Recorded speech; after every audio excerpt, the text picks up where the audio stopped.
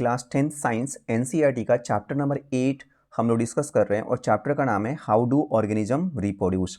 और ये इसकी सेकंड क्लास है। ऑलरेडी पहली क्लास में हम लोगों ने असेक्सुअल मोड ऑफ रिप्रोडक्शन को डिटेल में कवर कर लिया है और आज हम बात करने वाले हैं सेक्सुअल मोड ऑफ रिप्रोडक्शन की। आज की क्लास जो है वो बेस्ड है मेनली प्लांट्स में सेक्सुअल मोड ऑफ रिप्रोडक्शन पे। तो आइए शुरू करते हैं आज के इस क्लास को। अभिवादन स्वीकार करें एमएच रब्बानी का विद्या दृष्टि के इस मंच से। सबसे पहले हम समझते हैं सेक्सुअल मोड ऑफ रिप्रोडक्शन है क्या। देखिए, सेक्सुअल मोड ऑफ रिप्रोडक्शन में होगा ये कि इसमें ना दो पेरेंट्स इन्वॉल्व होंगे, यानी कि इसमें गैमेट फॉर्मेशन होगा। गैमेट फॉर्मेशन कहने का मतलब है कि इसमें मेल गैमेट और फीमेल गैमेट का फॉर्मेशन होगा। मेल गैमेट को आप मेल जर्म सेल भी कह सकते हो या फिर इसे अगर ह्यूमन में बात करें तो हम स्पर्म कह सकते हैं। फीमेल गैमेट को हम फीमेल जर्म सेल कह लें और इंसानों में अगर बात की जाए तो इसे एग कह दिया जाता है। जो सेक्सुअल मोड ऑफ रिप्रोडक्शन है ना, इसमें जो न्यू ऑर्गेनिज्म प्रोड्यूस होता है वो जेनेटिकली सिमिलर होता है अपने पेरेंट के, लेकिन ख्याल रहे कि वो आइडेंटिकल नहीं होता है। यानी जेनेटिकली तो सिमिलर होता है लेकिन एग्जैक्टली अपने पेरेंट्स की तरह नहीं होता है। कंपैरेटिवली इसमें वेरिएशन ज़्यादा होगा, यानी कि असेक्सुअल मोड ऑफ रिप्रोडक्शन की तुलना में इसमें वेरिएशन ज़्यादा होगा और ये मोड जो है हायर क्लास के ऑर्गेनिज्म में पाया जाता है, जैसे ह्यूमन बींग है, डॉग है, कैट है या फिर कुछ प्लांट्स हैं। इनमें सेक्सुअल मोड ऑफ रिप्रोडक्शन से ऑफस्प्रिंग रिप्रोड्यूस होते हैं।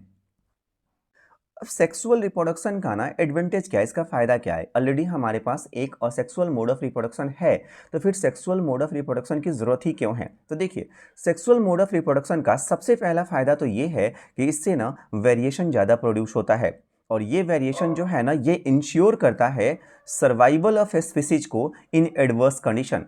यानी जब कंडीशन अच्छे नहीं होते हैं उस कंडीशन में कोई भी स्पीसीज जो है ना वो वेरिएशन की वजह से सर्वाइव कर सकती है। इसके अलावा वैसे भी ऑर्गेनिज्म होते हैं जिनमें ना असेक्सुअल मोड ऑफ रिप्रोडक्शन नहीं हो सकता, यानी असेक्सुअल मोड से वो रिप्रोड्यूस नहीं कर सकते, तो फिर उन ऑर्गेनिज्म में रिप्रोडक्शन के लिए सेक्सुअल रिप्रोडक्शन ज़रूरी है। इसके अलावा टू मेंटेन ए यूनिक और distinct identity of each of spring, her of spring की ना अपनी एक यूनिक या डिस्टिंक्ट आइडेंटिटी हो, इसके लिए भी सेक्सुअल रिप्रोडक्शन जो है वो ज़रूरी है। आप खुद देख लीजिए, हर एक इंसान जो है ना एक दूसरे से अलग दिखता है, तो ये सेक्सुअल रिप्रोडक्शन की एक इनबिल्ट क्वालिटी है जिसमें कि हर ऑफस्प्रिंग जो होता है या हर जो ऑर्गेनिज्म होता है उसकी अपनी एक अलग आइडेंटिटी होती है। तो अगर आपसे ये सवाल पूछा जाए, आप यहाँ पे देख सकते हैं ये सवाल, what are the advantages of sexual reproduction over asexual reproduction. यानी असेक्सुअल रिप्रोडक्शन की तुलना में सेक्सुअल रिप्रोडक्शन के क्या लाभ हैं या क्या फ़ायदे हैं, तो आप यहाँ से ये पॉइंट्स मेंशन कर सकते हैं। अब हम बात करते हैं डीएनए रेप्लिकेशन की। देखिए, ह्यूमन जो है ना, अगर ह्यूमन के हम सेल के अंदर देखें न्यूक्लियस में, तो न्यूक्लियस में क्या होगा, क्रोमोसोम होगा और क्रोमोसोम बना होगा डीएनए मटेरियल से और डीएनए का पार्टिकुलर जो सेगमेंट है ना उस सेगमेंट को हम क्या कह रहे हैं, जीन कह रहे हैं। जैसे आप यहाँ पर देख सकते हैं ये जो सीक्वेंस आपको दिख रहा है ना, ये सीक्वेंस किसके होते हैं, ये न्यूक्लियोटाइड के सीक्वेंस होते हैं। इसे और हम डिटेल में अगली स्लाइड में समझते हैं। देखिए, ये हमारे पास एक सेल है, ठीक है, ये सेल है और सेल के अंदर यहाँ पे क्या है, न्यूक्लियस। न्यूक्लियस में क्या है, क्रोमोसोम है, ठीक है। क्रोमोसोम किससे बना हुआ है, डीएनए से बना हुआ है। अब आप यहाँ पे नोटिस कर रहे हैं ये जो सीक्वेंस आपको दिख रहे हैं, ठीक है, ये क्या है, सीक्वेंस ऑफ न्यूक्लियोटाइड्स है। अब ध्यान दीजिएगा, ये जो न्यूक्लियोटाइड का सीक्वेंस है ना ये डिटरमाइन करता है कि किस तरह का प्रोटीन सिंथेसिस होगा। क्या बोला मैंने, कि न्यूक्लियोटाइड का सीक्वेंस डिटरमाइन करेगा कि प्रोटीन कैसा बनेगा और प्रोटीन जो है ना वो डिटरमाइन करेगा कैरेक्टरिस्टिक्स को, यानी ऑफ स्प्रिंग जो होगा उसके कैरेक्टर्स क्या होंगे, उसके ट्रेट्स क्या होंगे। और यहाँ पे मैं किस तरह के कैरेक्टर की बात कर रहा हूँ, तो दो कैरेक्टर्स, मॉर्फोलॉजिकल कैरेक्टर और स्ट्रक्चर। यानी किसी भी ऑर्गेनिज्म का या किसी भी ऑफस्प्रिंग का जो मॉर्फोलॉजिकल या स्ट्रक्चर कैरेक्टरिस्टिक्स होता है वो डिटरमाइन होता है प्रोटीन के द्वारा, और प्रोटीन कैसा बनेगा इसको डिटरमाइन करेगा ये न्यूक्लियोटाइड्स के जो सीक्वेंस हैं वो। आप इसे एग्जाम्पल के थ्रू समझ लीजिए। जैसे देखिए, सपोज कीजिए कि ये हमारे पास यहाँ पे जो डीएनए है, ठीक है, अगर हम इसमें नोटिस करें तो सपोज कीजिए यहाँ से यहाँ तक जो एक सेगमेंट है ये एक हार्मोनल प्रोटीन जीन है। तो अब ये क्या करेगा, ये डिटरमाइन करेगा किसी भी ऑर्गेनिज्म के ग्रोथ और डेवलपमेंट को। तो इसकी वजह से क्या हो सकता है, ऑफ स्प्रिंग जो है वो टॉल हो सकता है या ड्वार्फ हो सकता है। अगर हम पर्टिकुलर इस सेगमेंट की बात करें कि अगर ये जो सेगमेंट है अगर ये मॉर्फोलॉजिकल या स्ट्रक्चरल प्रोटीन जीन है तो फिर ये मॉर्फोलॉजी को डिटरमाइन करेगा, यानी जो ऑफ स्प्रिंग होगा वो थिक होगा, थिन होगा, फेयर होगा, ब्लैक होगा, इस तरह के ट्रेट्स को ये डिटरमाइन करेगा। तो डीएनए का जो एक पर्टिकुलर सेगमेंट होता है वो जीन होता है, ठीक है, और वो जीन जो है वो ट्रेट्स को क्या कर रहा है, डिटरमाइन कर रहा है।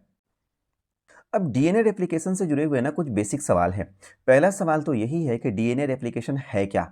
तो देखिए, डीएनए रेप्लिकेशन जो है ना ये एक प्रोसेस है जिसमें कि डीएनए अपना एक कॉपी बनाता है, ठीक है।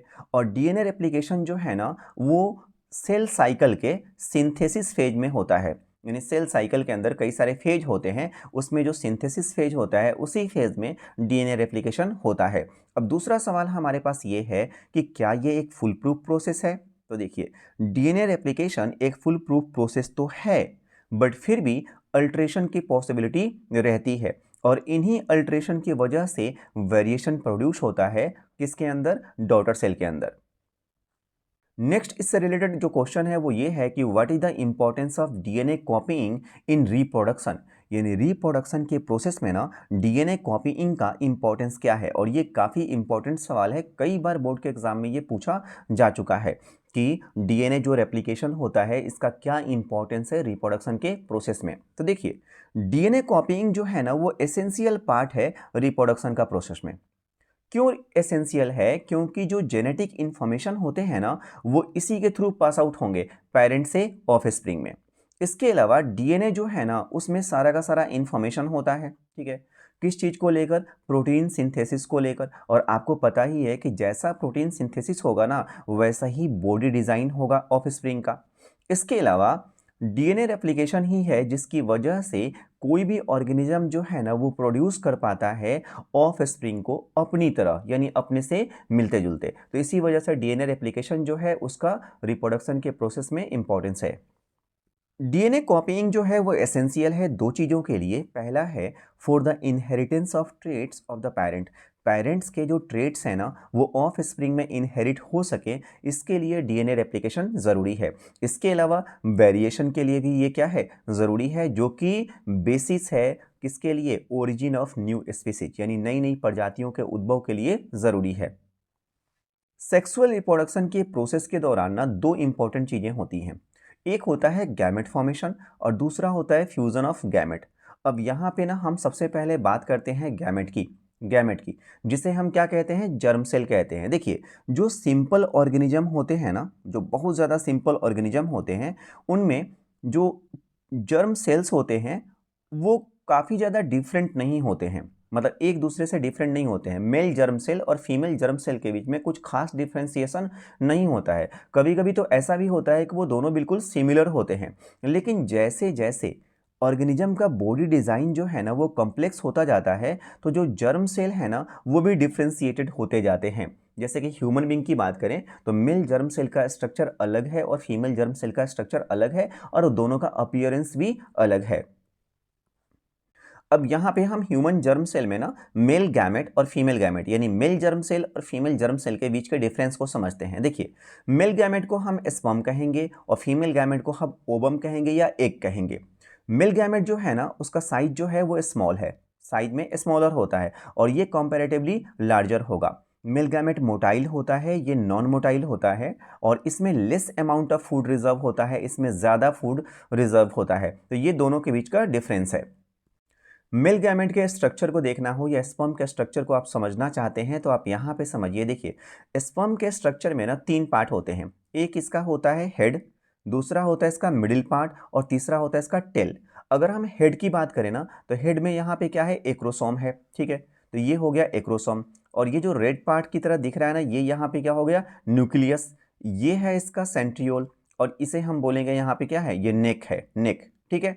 और ये जो हिस्सा है ना ये इसका मिडिल पार्ट है जहाँ पे हम देख रहे हैं माइटोकॉन्ड्रिया, ठीक है। और ये इसका जो हिस्सा दिख रहा है ये टेल की तरह, इसे हम टेल ही बोलते हैं, और इसका जो आउटर लेयर उसको हम क्या बोल रहे हैं, प्लाज्मा मेम्ब्रेन बोल रहे हैं। तो इस तरह का कुछ ना मेल जर्म सेल का या फिर स्पर्म का स्ट्रक्चर होता है।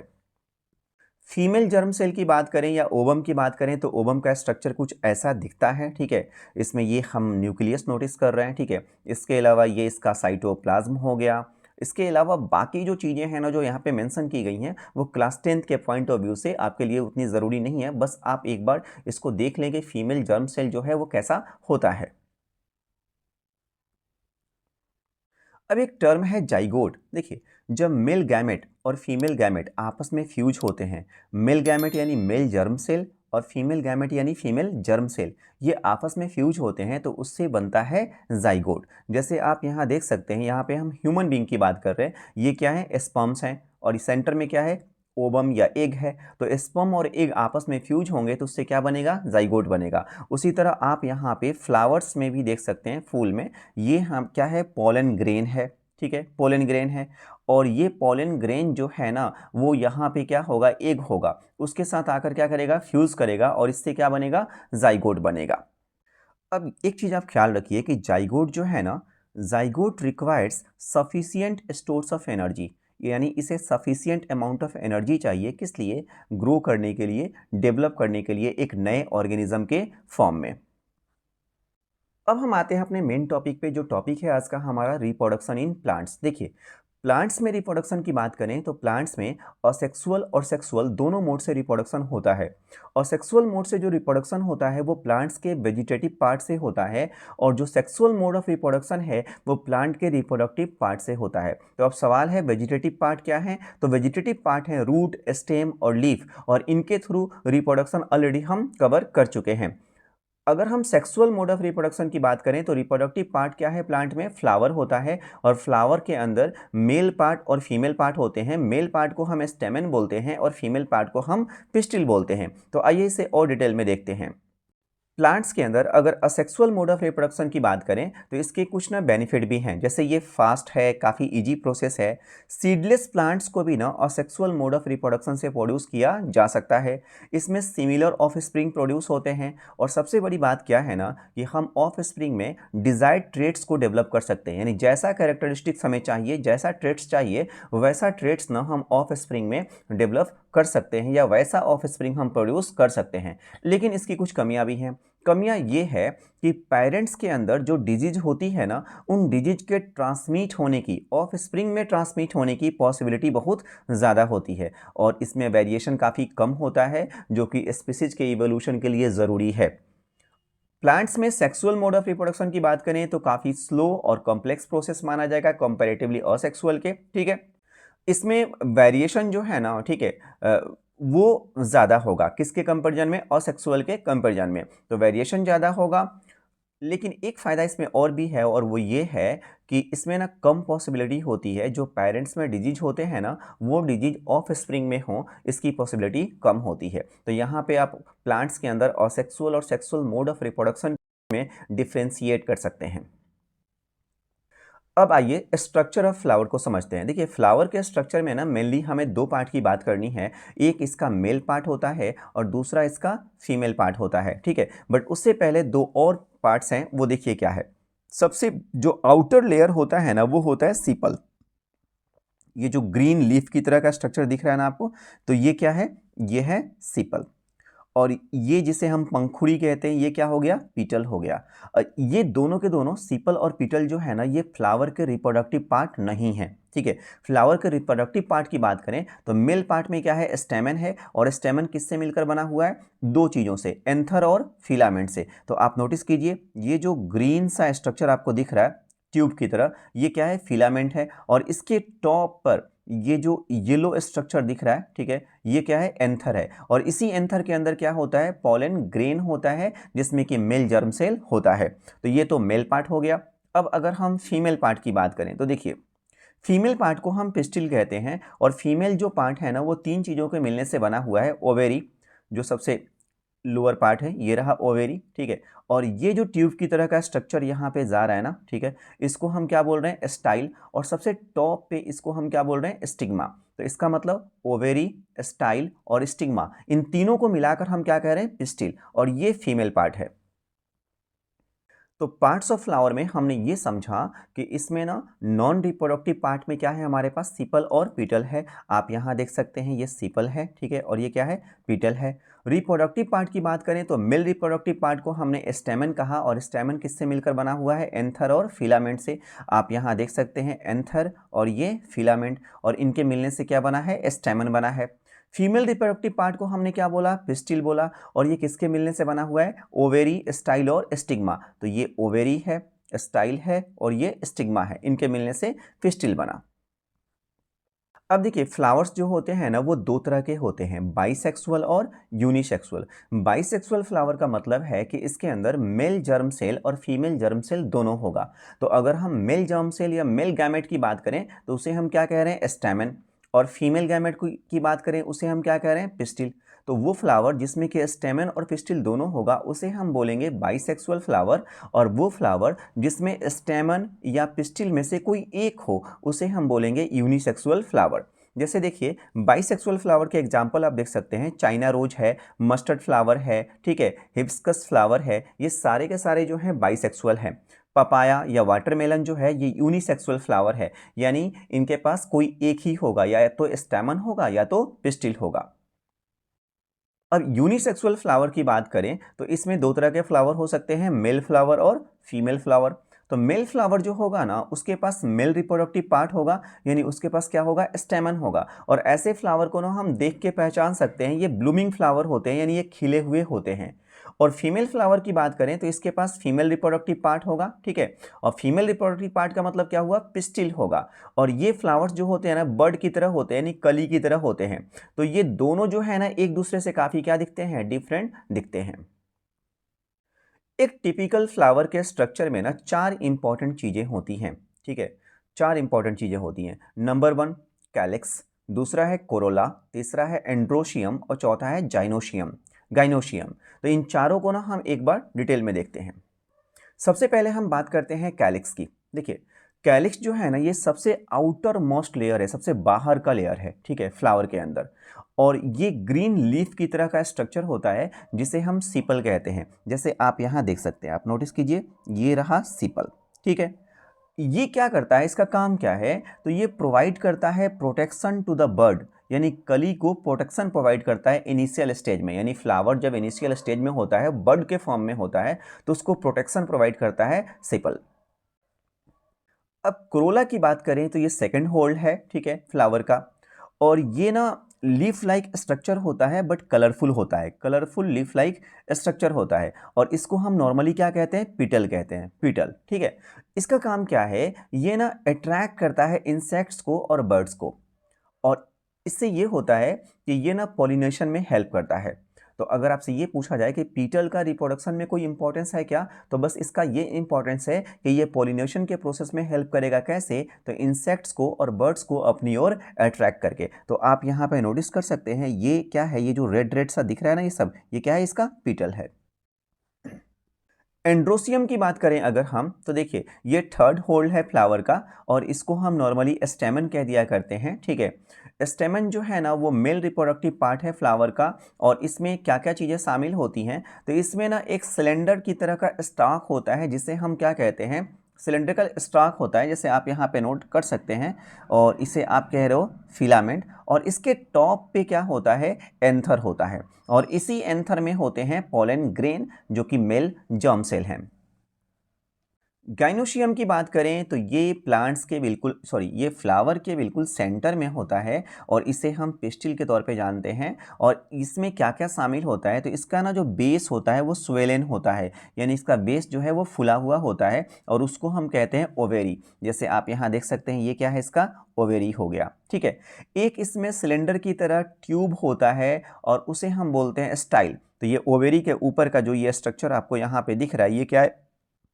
स्टाइल है, ठीक है। और इस स्टाइल के ऊपर ना एक फ्लैट टॉप होता है, और इस टॉप को हम क्या कह रहे हैं? स्टिग्मा। तो यहाँ पे हमें तीन चीज़ें देखने को मिली। तीन चीज़ें क्या क्या देखने को मिला हमें? एक तो हमें मिला यहाँ पे ओवेरी, दूसरा स्टाइल, और तीसरा स्टिग्मा। और इन तीनों को मिलाकर हम क्या बोलते हैं? पिस्टिल बोलते हैं, या इसे ही हम गाइनोशियम कहते हैं। ओव्यूल्स की बात करें, ओव्यूल जो है वो कहाँ होता है? ओवेरी में होता है, और यही क्या है? फीमेल गैमेट है। तो ये अपना ओवेरी है, और इसी ओवेरी के अंदर क्या होगा? ओव्यूल होगा। देखिए स्टैमन और जो कार्पल्स होते हैं, यानी कि कार्पल्स बोलने का मतलब क्या हो गया, जो पिस्टिल हैं, are the reproductive part of flower which contain the germ cell, जिसके अंदर क्या होता है, जर्म सेल होता है। स्टैमन के जो पार्ट है ना, उसमें मेल जर्म सेल होगा और जो पिस्टिल होगा यानी कार्पेल्स होगा उसमें फीमेल जर्म सेल होगा। अब देखिए नॉर्मली हम लोग कार्पेल और पिस्टिल को ना एक साथ यूज कर रहे हैं, बट इनके बीच में ना थोड़ा सा डिफरेंट होता है। उस डिफरेंस को हम यहाँ पे समझ लेते हैं। कार्पेल जो है ना generally consists of ovary, stigma and style, यानी कार्पेल जो है ना ओवेरी, स्टिग्मा और स्टाइल के मिलने से बना है, जबकि पिस्टिल जो है ना वो किससे मिलकर बना हुआ है, कई सारे कार्पेल्स के मिलने से बना हुआ है। कार्पेल एक फीमेल पार्ट्स की तरह काम करता है। कार्मेल जो है फ्लावर का फीमेल पार्ट है, वैसे ही पिस्टिल भी क्या है, फ्लावर का फीमेल पार्ट ही है। लेकिन ध्यान रहे कार्पेल जो है ना वो सीड का प्रोडक्शन करता है और ये सीड का प्रोडक्शन नहीं करता है। कार्पेल में फर्टिलाइजेशन का प्रोसेस होता है, इसमें फर्टिलाइजेशन का प्रोसेस नहीं होता है। ठीक है, ये कार्पेल एक सेल प्रोड्यूस करेगा, ये एक सेल प्रोड्यूस नहीं करेगा। तो ये इनके बीच के कुछ बेसिक डिफरेंस हैं। जो फ्लावर में मेल रिप्रोडक्टिव पार्ट है यानी स्टेमन है, स्टेमन के स्ट्रक्चर को हम समझते हैं। देखिए ये जो आपको ग्रीन सा स्ट्रक्चर दिख रहा है ना, जिसे यहाँ पे दिखाया गया है, ये क्या है, इसका फिलामेंट है। और इसके टॉप पे ये येलो कलर का जो स्ट्रक्चर है, इसे हम क्या कह रहे हैं, एंथर कह रहे हैं। तो एंथर और फिलामेंट को मिलाकर हम क्या बोलते हैं, स्टेमन बोलते हैं। और ये क्या है, फ्लावर का मेल रिप्रोडक्टिव पार्ट है। अब हमने क्या किया है यहाँ पर, तो हमने यहाँ पर ये जो हमारे पास एंथर है ना, इस एंथर को हमने कट किया तो हमें इसके अंदर देखिए क्या दिख रहा है। पहले आप एक बात ख्याल कीजिए, जो ये फिलामेंट है ना वो कैसा होगा, ग्रीन कलर का होगा, और जो एंथर होगा वो कैसा होगा, येलो कलर का होगा। अगर हम इसे कट कर रहे हैं तो हम देख रहे हैं कि इसमें ना पोलन सैक्स दिख रहे हैं आपको। पोलन सैक्स कितने लॉब्स हैं इसके, 4 लॉब्स आपको दिख रहे हैं। अब इसी लॉब्स के अंदर क्या होता है, पोलन ग्रेन एग्जिस्ट होते हैं, बहुत सारे पोलन ग्रेन्स होते हैं। ठीक है, और हर एक पोलन ग्रेन में ना 2 मेल जर्म सेल होता है। इस बात को ख्याल रखिएगा, एक पोलन ग्रेन में कितने मेल जर्म सेल होते हैं, 2 मेल जर्म सेल होते हैं। पिस्टिल या कार्पेल के स्ट्रक्चर को भी आप यहाँ पे देख लीजिए। ये जो हमारा सबसे नीचे वाला पोर्शन है, ये वाला स्ट्रक्चर जो दिख रहा है, इसे हम क्या बोलेंगे, इसे हम बोलेंगे ओवेरी। और इसी ओवेरी के अंदर क्या होगा, ओव्यूल होगा। अब इसमें आपको नोटिस करना है, देखिए क्या क्या। तो ये ओवेरी हो गया हमारा, इसका ऊपर वाला जो ये वाला हिस्सा है इसको हम क्या बोल रहे हैं, स्टाइल बोल रहे हैं। और सबसे टॉप पे जो फ्लैट की तरफ एकदम बिल्कुल चपटा स्ट्रक्चर है, इसको हम क्या बोल रहे हैं, स्टिग्मा बोल रहे हैं। तो आपने ओवेरी, स्टाइल और स्टिग्मा देखा, इन तीनों को अगर हम मिला देंगे तो हमारा क्या बनेगा, पिस्टिल बनेगा। ठीक है, अब इसमें कुछ और चीज़ें आपको ख्याल रखनी होगी। आप यहाँ पे नोटिस कर सकते हैं, यहाँ पे जो सेंटर में दिखाया गया है, 2 पोलर न्यूक्लियाई दिखाए गए हैं, और यहाँ पे क्या दिखाया गया है, एक सेल दिखाया गया है। अब ध्यान रखेंगे, इन्हीं दोनों को हम मिलाकर क्या कह रहे हैं, फीमेल गैमेट। यानी फीमेल गैमेट में क्या है, पोलर न्यूक्लियाई है और साथ में क्या है, एक सेल है। क्लियर। अब इसमें होगा ये कि जो हमने अभी बात करी ना कि पोलन ग्रेन में कितने जर्म सेल होते हैं, मेल 2 जर्म सेल होते हैं। तो एक जो होगा वो क्या करेगा, जो हमारा ये ओव्यूल है ना, ओव्यूल के न्यूक्लियस से आकर वो फ्यूज करेगा, और दूसरा जो है वो किसके साथ आकर फ्यूज करेगा, एक के साथ। मैं क्या बोल रहा हूँ, एक जो मेल जर्म सेल है वो एक के साथ फ्यूज करेगा, और एक जो है वो किसके साथ करेगा, न्यूक्लियस के साथ फ्यूज करेगा। प्लांट्स में सेक्सुअल रिप्रोडक्शन के अगर स्टेप्स की बात करें तो टोटल 4 स्टेप्स होते हैं। नंबर 1 पॉलिनेशन, फिर फर्टिलाइजेशन होगा, फिर सीड फॉर्मेशन होगा, और उसके बाद सबसे लास्ट में सीड जर्मिनेशन। तो 4 स्टेप्स में प्लांट्स के अंदर ना सेक्सुअल रिप्रोडक्शन का प्रोसेस होता है। तो आइए हम एक एक स्टेप्स को समझते हैं। सबसे पहले हम बात करते हैं फ्लावर्स में पॉलिनेशन की, कि पॉलिनेशन होता क्या है। देखो, पोलिनेशन का सिंपल सा मतलब होता है, पोलन ग्रेन्स जो है ना वो एंथर से स्टिग्मा पर ट्रांसफर होंगे। एंथर से कहाँ पे, स्टिग्मा पे ट्रांसफर होंगे। तो एंथर से स्टिग्मा पर पोलन ग्रेन के ट्रांसफर को ही हम कह देते हैं पॉलिनेशन। ठीक है, अब ये जो पोलन ग्रेन है ना, इनका ट्रांसफर होना स्टिग्मा पे ज़रूरी है ताकि फर्टिलाइजेशन हो सके, क्योंकि जो एक सेल है वो किसके पास है, स्टिग्मा के पास है, और जो मेल जर्म सेल है वो किसके पास है, एंथर में है, पोलन ग्रेन। तो फिर एंथर से पोलन ग्रेन जो है वो स्टिग्मा पे जाएगा, तभी तो फ्यूजन होगा, तभी तो फर्टिलाइजेशन होगा। तो एंथर से स्टिग्मा पर पोलन ग्रेन के जाने के प्रोसेस को हम कह रहे हैं पॉलिनेशन। पॉलिनेशन जो है ना 2 तरह से होता है, एक सेल्फ पॉलिनेशन है और दूसरा क्रॉस पॉलिनेशन है।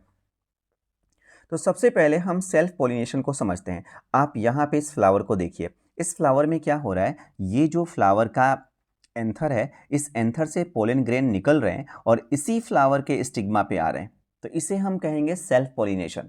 यानी सेल्फ पोलिनेशन में क्या होता है, सेम फ्लावर, ठीक है, हम क्या बोल रहे हैं सेल्फ पोलिनेशन में कि जो पोलन ग्रेन है ना, फ्रॉम द सेम फ्लावर और the same plant are transferred to the stigma. उसी प्लांट्स के एंथर से स्टिग्मा पर अगर पोलन ग्रेन जो है वो ट्रांसफर हो रहा है, या एक ही फ्लावर के एंथर से स्टिग्मा पर अगर पोलन ग्रेन ट्रांसफर हो रहा है, तो इसको हम कहेंगे सेल्फ पोलिनेशन। क्रॉस पोलिनेशन की बात करें तो आप यहाँ देख सकते हैं, हमने यहाँ पे बाइसेक्सुअल फ्लावर लिया हुआ है, दो हमारे पास बाइसेक्सुअल फ्लावर हैं, ठीक है। और आप नोटिस कीजिए यहाँ से पोलन ग्रेन जो है ना, इस इंसेक्ट के थ्रू जो है वो ट्रांसफर हो जाता है दूसरे फ्लावर के स्टिग्मा पर, तो इसे हम बोलेंगे क्रॉस पोलिनेशन। तो क्रॉस पोलिनेशन इन फ्लावर्स में आपने क्या समझा कि पोलन ग्रेन जो है ना, वो डिफरेंट प्लांट्स पे ट्रांसफर होता है। कहाँ से, मतलब डिफरेंट प्लांट्स के एंथर से डिफरेंट प्लांट के स्टिग्मा पे ट्रांसफर होता है।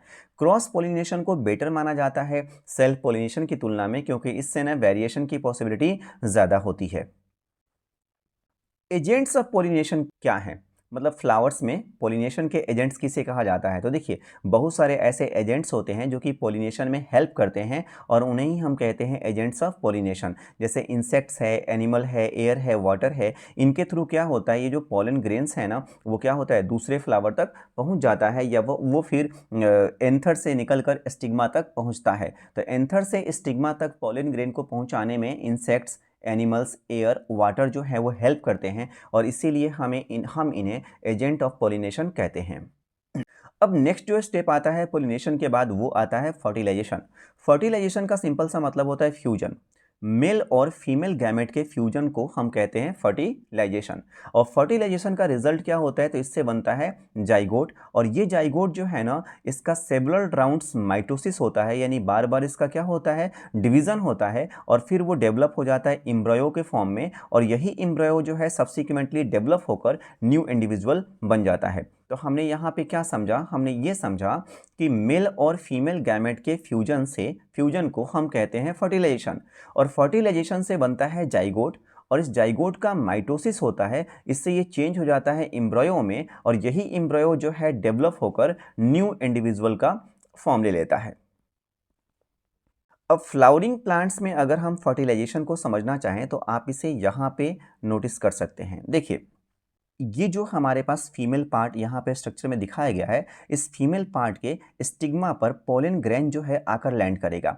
जैसे ही पोलन ग्रेन यहाँ पे आकर लैंड करेगा ना, और उसे मॉइस्चर और न्यूट्रिशन मिलेगा, तो वो क्या करेगा, मॉइस्चर को, न्यूट्रिशन को एब्जॉर्ब करेगा, और एब्जॉर्ब करके ये जर्मिनेट होना शुरू कर देगा। फिर उसके बाद क्या करेगा, ये ना एक ट्यूब की तरह का स्ट्रक्चर डेवलप करने लगेगा, जैसे आप यहाँ पे देख सकते हैं। और ये ट्यूब की तरह का जो स्ट्रक्चर है ना, ये इसके स्टाइल से, ये वाला पार्ट क्या होता है, स्टाइल, ठीक है। तो स्टाइल से पेनिट्रेट होते हुए ये कहाँ तक आता है, तो ये आ गया ओव्यूल के पास। ओव्यूल के पास आप समझ पाए मैं क्या कह रहा हूँ, ठीक है। आपने देखा कि यहाँ पे इसने क्या किया है, एक ट्यूब लाइक स्ट्रक्चर डेवलप कर लिया है, और इसे आप क्या कह रहे हो, पोलन ट्यूब कह रहे हो। और ये पोलन ट्यूब कहाँ तक चला गया है, ये चला गया ओव्यूल के पास, ठीक है। और इसी पोलन ट्यूब के माध्यम से जो पोलन ग्रेन के अंदर जर्म सेल है ना, दो जर्म सेल हैं, वो जो दो जर्म सेल कहाँ पहुँचेंगे, ओव्यूल में पहुँचेंगे। और यहाँ जब आएंगे तो यहाँ पे होगा क्या, देखिए यहाँ पे क्या होगा, ये जो फीमेल जर्म सेल है, इस फीमेल जर्म सेल के साथ एक मेल जर्म सेल जो है फ्यूज कर जाएगा, और दूसरा जो ये न्यूक्लियस है ना, इस न्यूक्लियस के साथ एक जर्म सेल फ्यूज करेगा, और वो बना लेगा क्या, एंडोस्पर्म। यानी मेल जर्म सेल और फीमेल जर्म सेल जो है वो मिलेंगे, और मिलने से बनेगा जाइगोट, और एक जो मेल जर्म सेल होगा वो न्यूक्लियस के साथ फ्यूज करेगा, और फ्यूज करके वो बना लेगा एंडोस्पर्म। आप इसे यहाँ भी समझ सकते हैं। सबसे पहले क्या होगा कि स्टिग्मा पर जो पोलन ग्रेन है ना, वो लैंड करेगा, और उसके बाद वो मॉइस्चर को एब्जॉर्ब करेगा, और वो जर्मिनेट होना यहीं से शुरू कर देता है। फिर पोलन ग्रेन जो है ना, वो डेवलप कर लेता है एक पोलन ट्यूब, और ये पोलन ट्यूब जो है ना पेनिट्रेट्स करके, ठीक है, कहाँ तक जाता है, ओव्यूल तक चला जाता है। फिर जो पोलन न्यूक्लियाई है ना, ठीक है, वो न्यूक्लियाई ना ट्रांसफर हो जाते हैं पोलन ट्यूब के थ्रू। और फर्टिलाइजेशन के बाद क्या होता है, जो जाइगोट बनता है, और यही जाइगोट जो है वो सेवरल टाइम्स डिवाइड होता है, डिवाइड होकर एम्ब्रियो में चेंज होता है ओव्यूल के अंदर। अब सवाल है कि फर्टिलाइजेशन हो गया, तो फर्टिलाइजेशन के बाद फ्लावर्स में ना क्या क्या चेंजेज आते हैं। तो देखिए, जो फ्लावर के पार्ट्स थे ना, पीटल्स और सीपल्स, जो कि नॉन रिप्रोडक्टिव पार्ट्स थे, ठीक है, ये, इसके अलावा स्टेमन्स की बात कर लें, ठीक है, जो कि मेल रिप्रोडक्टिव पार्ट था, और स्टाइल और स्टिग्मा, ये सारी चीज़ें जो है ना वो सूख जाएंगी और सूख कर झरकर नीचे गिर जाएंगी। जो ओब्यूल है ना, वो क्या होगा, उसके ऊपर एक टफ कोटिंग बन जाएगी और वो डेवलप हो जाएगा ग्रेजुअली, धीरे धीरे सीड्स के रूप में। और ओवेरी जो है ना वो पक जाएगा और पककर फल का रूप ले लेता है। तो ये फर्टिलाइजेशन के बाद ना फ्लावर्स में चेंजेज आते हैं।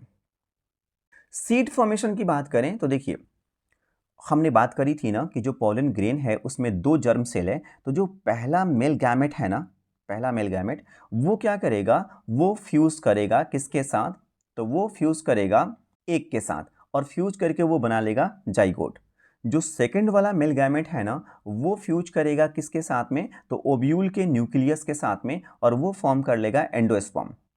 और यही जाइगोट रेगुलरली डिवाइड होगा और डिवाइड होकर ये चेंज हो जाएगा एम्ब्रयो में, और फिर एम्ब्रयो और एंडोस्पर्म जो है ना वो आपस में कंबाइन होंगे, और कंबाइन होकर ग्रेजुअली वो धीरे धीरे सीड्स के रूप में चेंज हो जाएंगे। तो सीड फॉर्मेशन अगर आपसे पूछता है तो आप बता सकते हैं कि सबसे पहला जो फर्स्ट मेल गैमेट है वो क्या करेगा, एक से फ्यूज करके जाइगोट बना लेगा। दूसरा जो मेल गैमेट है वो ओव्यूल के न्यूक्लियाई से फ्यूज करके एंडोस्पर्म बना लेगा। जाइगोट जो है रेगुलरली डिवाइड होगा, डिवाइड होकर एम्ब्रयो में चेंज होगा, और फिर एम्ब्रयो और एंडोस्पर्म जो है आपस में मिलेंगे और उससे क्या बनेगा, सीड बनेगा।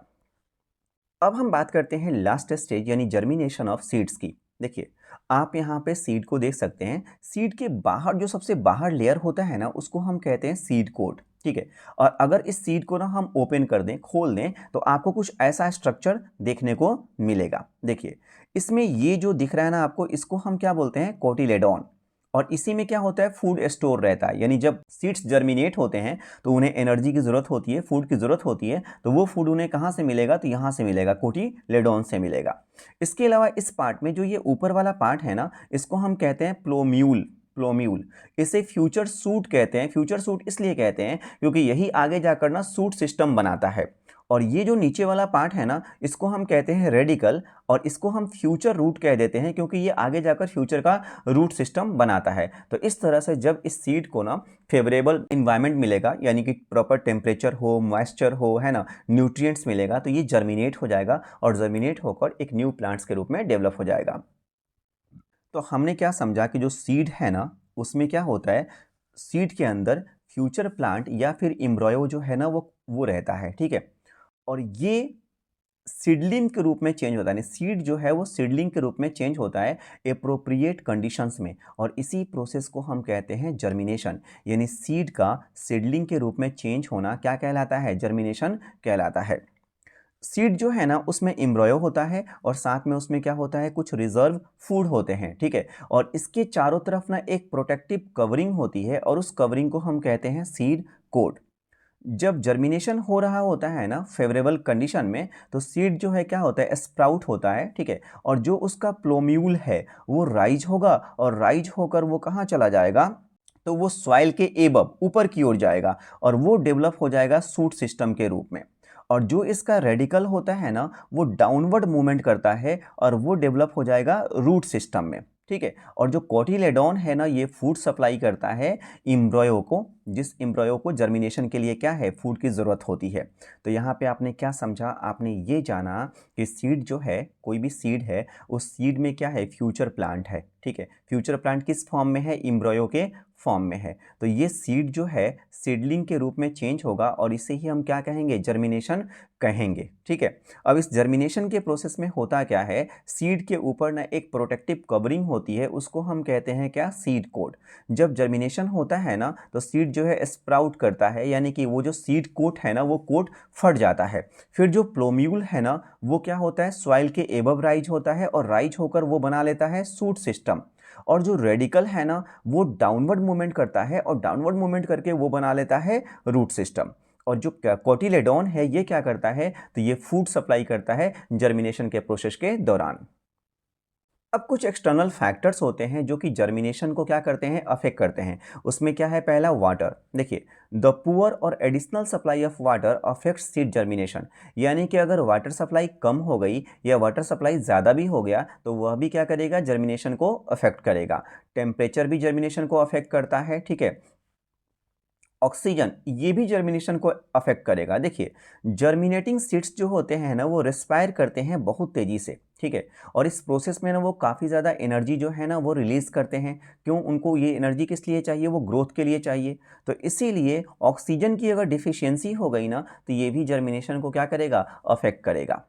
तो फाइनली अभी तक हमने जो भी पढ़ा है ना प्लांट्स के अंदर सेक्सुअल रिप्रोडक्शन को, उसे मैं यहाँ पे कंबाइन कर रहा हूँ, उसको सम अप कर रहा हूँ। तो आप एक बार ध्यान से समझ लें। देखिए, सबसे पहले हम बात करते हैं जो प्लांट में सेक्सुअल रिप्रोडक्शन होता है ना, उसमें दो प्लांट का जो मेन पार्ट है वो क्या है, फ्लावर। और फ्लावर में दो पार्ट हैं, एक है मेल रिप्रोडक्टिव पार्ट और दूसरा है फीमेल रिप्रोडक्टिव पार्ट। तो मेल रिप्रोडक्टिव पार्ट की बात करें तो उसे हम क्या कह रहे हैं, स्टैमेन कह रहे हैं। और स्टैमेन किससे मिलकर बना हुआ है, एंथर और फिलामेंट के मिलने से बना हुआ है। और इसी एंथर के अंदर क्या होता है, पोलन ग्रेन होता है। और उसी पोलन ग्रेन में क्या होता है, मेल गैमेट होता है। क्लियर है मामला, ठीक है। तो आप यहाँ पर देख सकते हैं ये एंथर जो है, इस एंथर से क्या निकल रहे हैं, यहाँ पे पोलन ग्रेन निकल रहे हैं, ठीक है। फिर देखिए, दूसरा जो यहाँ पे हमारा पार्ट था वो पार्ट क्या था, तो वो था हमारा फीमेल पार्ट, ठीक है, जिसको हम कहते हैं पिस्टिल। अब पिस्टिल में क्या है, तो ये हमारा हो गया ओवेरी। इसके ऊपर का जो ये वाला हिस्सा है इसको हम कहते हैं स्टाइल, और जो टॉप है इसको हम क्या बोलते हैं, स्टिग्मा। और इन तीनों को यानी कि ओवेरी, स्टाइल और स्टिग्मा, इन तीनों को मिलाकर हम क्या बोलेंगे, पिस्टिल बोलेंगे। और ये हमारा हो गया फीमेल रिप्रोडक्टिव पार्ट, ठीक है। अब इसके अलावा यहाँ पे होता क्या है, अभी अगर आप क्या नोटिस कर रहे हैं, पोलन ग्रेन जो है वो कहाँ पे आ रहा है, स्टिग्मा पे आ रहा है। तो ये क्या हो गया, पोलिनेशन हो गया, पोलिनेशन हो गया। और जैसे ही पोलन ग्रेन यहाँ पर आएगा ना, वो क्या करेगा, यहाँ से एक पोलन ट्यूब डेवलप कर लेगा। और वो ट्यूब जो है कहाँ तक आएगा, ओव्यूल तक आएगा। और उसी के थ्रू पोलन ग्रेन के अंदर जो मेल जर्म सेल है वो आएंगे, ठीक है। और वो मेल जर्म सेल आएंगे तो वो क्या करेंगे, एक तो जो है वो न्यूक्लियस के साथ में क्या होगा, फ्यूज होगा। और फ्यूज करके वो क्या बना लेगा, तो वो बना लेगा एंडोस्पर्म। और दूसरा जो है वो एक सेल के साथ फ्यूज करके क्या बना लेगा, जाइगोट बना लेगा, ठीक है। फिर आप यहाँ पे नोटिस कर सकते हैं ये एंडोस्पर्म और जो ये जाइगोट था वो रेगुलरली डिवाइड होगा, और डिवाइड होकर क्या करेगा, इम्ब्रायो में चेंज हो जाएगा। तो एंडोस्पर्म और इम्ब्रायो ये आपस में मिलेंगे और इसके ऊपर एक सीड कोट बन जाएगा। और इस तरह से ये क्या हो जाएगा, सीड के रूप में चेंज हो जाएगा। और फिर सीड जो है वो सीडलिंग के रूप में चेंज होगा, यानी कि जर्मिनेशन होगा। तो ये पूरा का पूरा प्रोसेस हमने कवर किया सेक्सुअल रिप्रोडक्शन का। नेक्स्ट सेशन में यानी कि नेक्स्ट क्लास में जब हम अगली वीडियो में मिलेंगे तो उसमें हम बात करेंगे sexual reproduction in human being. तो मिलते हैं अगले सेशन में, तब तक के लिए आप पढ़ते रहें, व्यस्त रहें और मस्त रहें।